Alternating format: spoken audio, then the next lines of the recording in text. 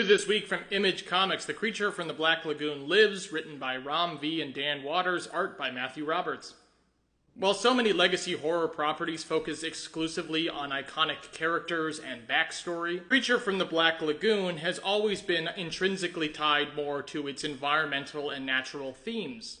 Which is why it's so unfortunate that the property hasn't seen a resurgence in modern times, given the potential commentary it could make on climate change, cultural destruction, xenophobia, etc. Thankfully, though, we have Ram V and Dan Waters to artfully stir the murky, forgotten waters of the Black Lagoon and provide us with what feels like the definitive next chapter in the series.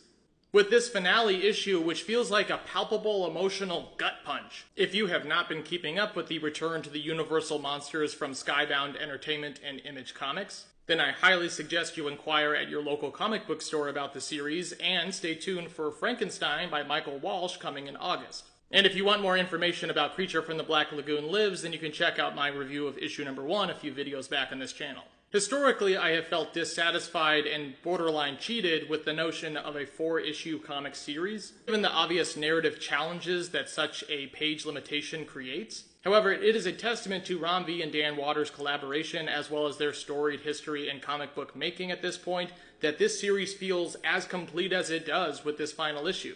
The story of Creature from the Black Lagoon Lives takes us to modern-day South America, where we follow our heroine reporter Kate, who searches for her own attempted murderer, as well as a stateside serial killer named Collier, who has now been requisitioned by the local drug cartels as a capable mercenary. Whilst in town, Kate learns the story of the creature and witnesses a few drowned bodies pulled from the river thought to be the creature's victims. However, Kate stubbornly attributes these killings to Collier and decides to go looking for him alone in the jungle, where she is inadvertently saved from drowning by the webbed claws of the merciful Creature from the Black Lagoon. This series has been a riveting, disturbing thrill ride that I need more people to be talking about so someone will acquire the rights and adapt this into a film. If you're watching this review, I need you to call your uncle at Blumhouse. Or maybe, just maybe, you have Jordan Peele's direct contact at Monkey Paw. Let's dive into issue number 4 now, which means spoilers ahead.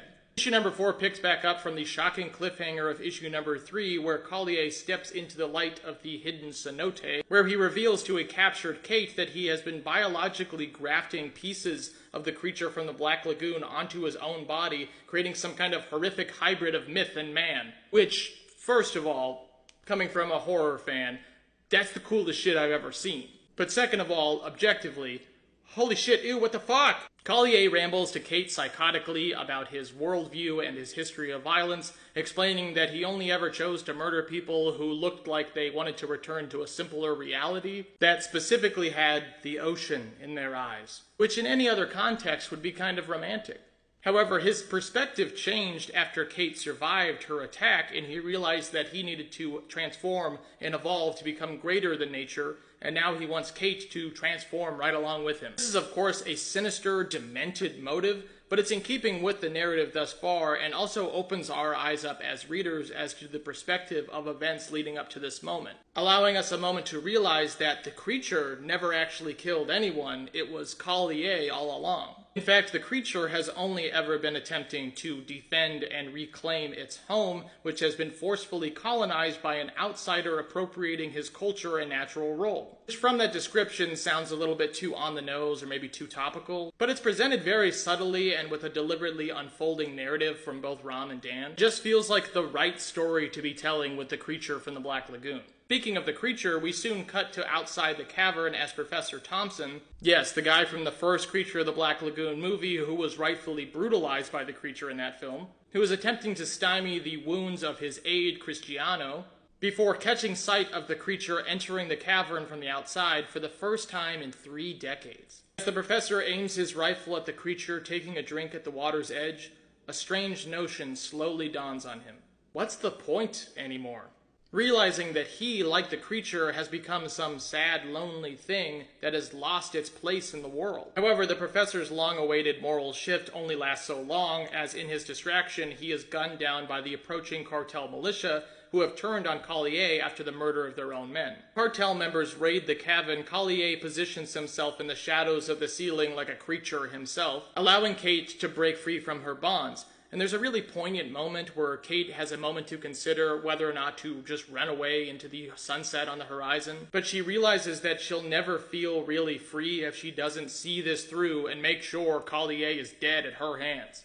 As Kate departs back into the cave, she inadvertently ignores the cries of Cristiano, who is crying for help as he bleeds out outside the cave entrance. Inside the cave, Kate presses her gun to the back of Collier's neck, but hesitates a moment, allowing him to pounce at her like the snake he is. However, the creature intervenes with Kate's demise once again and grapples with Collier, snapping his wrist with apparent ease. The creature shuffles away from Collier, having incapacitated his enemy, but watches as Kate descends on Collier and beats him to death with the butt of her gun. This moment is a unique and effective reversal of what could have been a very typical horror scene, with the monster relishing in vengeful brutality at last, but at the cost of its learned humanity.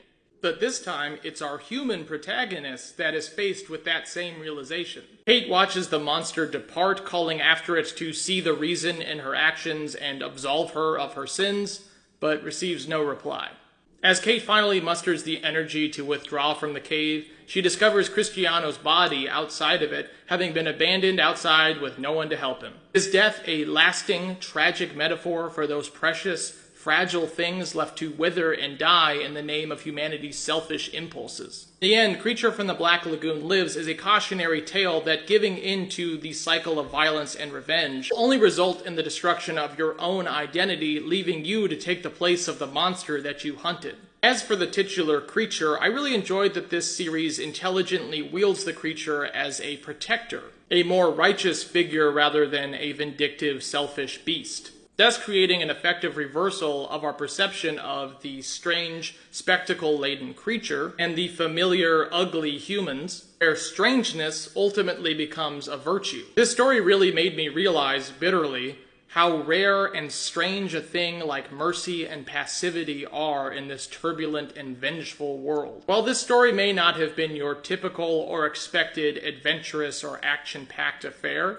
it is a genuine and earnest tale with a moral message that speaks to the uniqueness and longevity of the character that it's exploring. Remember to support your local comic book stores and grab Creature from the Black Lagoon Lives, issue number 4, on shelves now.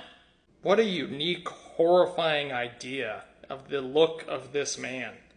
Yikes. Ugh. I'm still thinking about this panel sequence. This is truly horrifying.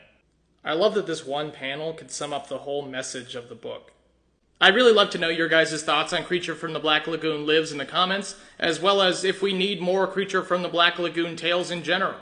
Oh yeah, I forgot to say, I literally bought the Blu-ray collected edition of the original series after reading that comic. It made me want to go back. I need my Swamp Boy.